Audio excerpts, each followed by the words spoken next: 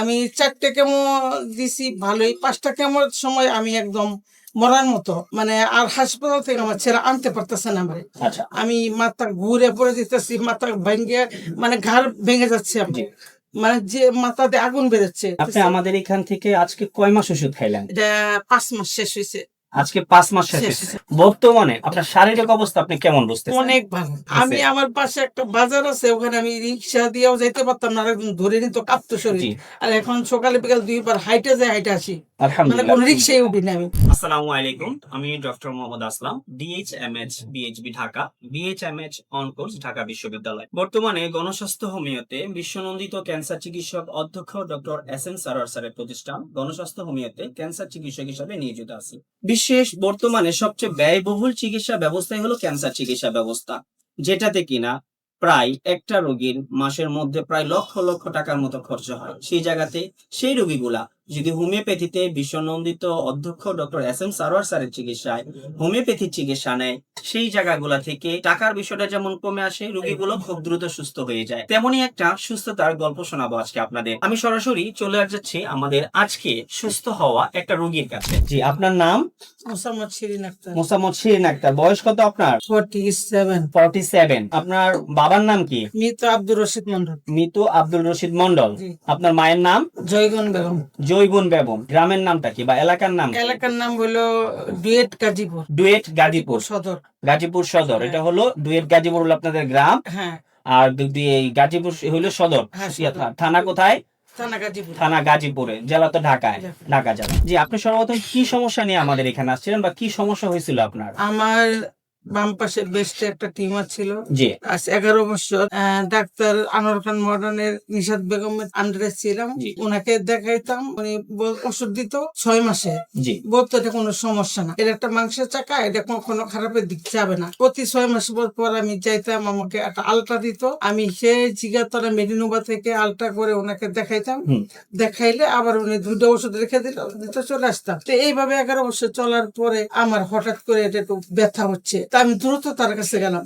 তো উনি একটা এফএনসি দিল, কিন্তু এই এফএনসি তে কিছু ধরা পড়লো। পরে আমি আমার ছেলে বললো যে ওনাকে আর দেখাবো না, আমরা একটু ডাক্তারটা চেঞ্জ করি, কারণ 11 বছর একটা টিউমার উনি কেন অপারেশন করে না। এখন দেখি যে বেস্ট টিউমার ক্যান্সার হইতেছে অনেক। পরে আমরা তাইরুন্নেসা একটা ডাক্তার দেখাই, উনি এফএনসি বায়োপসি দেয়, দিলে একদম ক্যান্সার। এফএনএসি এবং বায়োপসি দুটোটা পরীক্ষা হ্যাঁ, দিচ্ছে, তালিম দেওয়ার পরে সেখান থেকে আপনার ক্যান্সারটা আইডেন্টিফাই হয়েছে। এরপরে কি ব্যবস্থা নিয়েছেন আপনি? পরে ওখানে অপারেশন করছি আমি, পরে কেমো দেওয়ার জন্য ডাক্তার সাজেস্ট করলো। পরে মহাখালীতে আমি 5টা কেমো দিই। আমি 4টে কেমো দিছি ভালোই, 5টা কেমোর সময় আমি একদম মরার মতো, মানে আর হাসপাতাল থেকে আমার ছেলে আনতে পারতেছে না আমারে। আচ্ছা, আমি মাথা ঘুরে পড়ে যেতেছি, মাথা ভেঙে মানে ঘাড় ভেঙে যাচ্ছে আমার, মানে যে মাথাতে আগুন বেরোচ্ছে। পরে আমাকে অনেক কষ্ট করে একটা সিএনজি ভরা একটা আনছে। পরে আমি বলছি যে আমি আর কেমন দিব না, আচ্ছা। মরলে এবার মরবো, এটা সম্ভব না।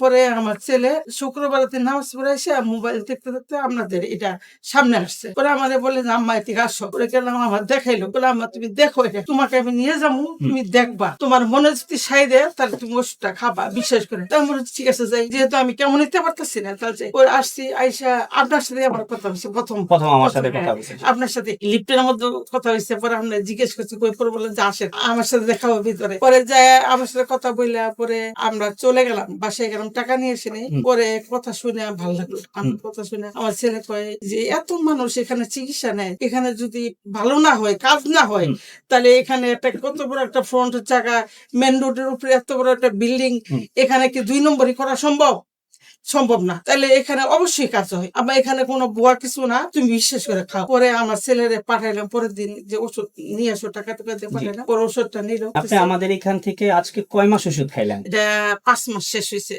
আজকে 5 মাস শেষ শেষ হয়েছে। হয়েছে। আমরা তো আপনাকে 4 মাসের পরে টেস্ট দিছি। গত মাসে আমরা সব রোগীদেরকে বলে থাকি যে আপনারা টোটাল আমাদের এখান থেকে আগে 4 মাস ওষুধ খাবেন। 4 মাস ওষুধ খাওয়ার পর আল্লাহর রহমতে অন্তত ক্যান্সারিয়াস যে জামটা, এটা তো আউট থেকে আমাদের বডিতে আসে, বাহির থেকে আসে, এই জামটা অন্তত নেগেটিভ আসবে। এরপরে যে কমপ্লিকেশন গুলা থাকবে, সেই কমপ্লিকেশন গুলা কভার করতে গেলে আরো 8 মাস ওষুধ খাওয়ার কথা বলি। তো আপনি টোটাল ওই কথার উপর ভিত্তি করে 4 মাস ওষুধ খাইছেন। খাইছি। 4 মাস ওষুধ খাওয়ার পরে আমরা আপনাকে টেস্ট দিচ্ছি। জি, জি, জি। আচ্ছা, 4 মাস যে ওষুধ খাইলেন, সে 4 মাস ওষুধ খাওয়ার পরে আপনি টেস্ট করালেন, এখন বর্তমানে আপনার শারীরিক অবস্থা আপনি কেমন বুঝতেছেন? অনেক ভালো। আগে তো মানে আপনি, আমি চিন্তা করতে পারি না, আমি অসুখের আগেও আমার শরীরে স্টেন ছিল না। এখন যতটুকু হ্যাঁ, স্ট্রং হয় আমি আমার পাশে একটা বাজার আছে, ওখানে আমি রিক্সা দিয়েও যাইতে পারতাম না, আর একদম ধরে নিত কাঁপতো শরীর। জি, আর এখন সকালে বিকাল 2 বার হাইটে যাই, হাইটে আসি। মানে আলহামদুলিল্লাহ। কোন রিক্সায় উঠি না আমি। আর সিঁড়িতে আমি নামতে পারতাম না, আমার ধরতে হইতো, আমি দোতলায় থাকি। এখন আমি 10 বার ছাদে যাই, 10 বার নামতাছি, মানে কোনো অলসতা আমার কাজ করে না, মানে আমার শরীরে মনে হয় অনেক এনার্জি আসছে। আল্লাহর রহমতে আমাদের স্যার সবসময় আপনাদেরকে যে কথাটা বলে যে আপনারা 4 মাস আমাদের এখান থেকে ওষুধ হ্যাঁ। খাবেন, 4 মাসের মধ্যে ইনশাল্লাহ ক্যান্সার তো আপনার নেগেটিভ আসবেই, এটার সাথে আপনি বাঘের মতো শক্তি পাবেন, হ্যাঁ। এবং তরুণ অবস্থায় আপনি যেভাবে দৌড়াইতেন সেভাবে কাজ করতে হ্যাঁ, পারবেন। আপনি কি সেটা ফিল সেটা করতে আমি পারছেন? করতেছি ইনশাল্লাহ। আলহামদুলিল্লাহ, আলহামদুলিল্লাহ, আল্লাহর কাছে হাজার হাজার শুকরিয়া।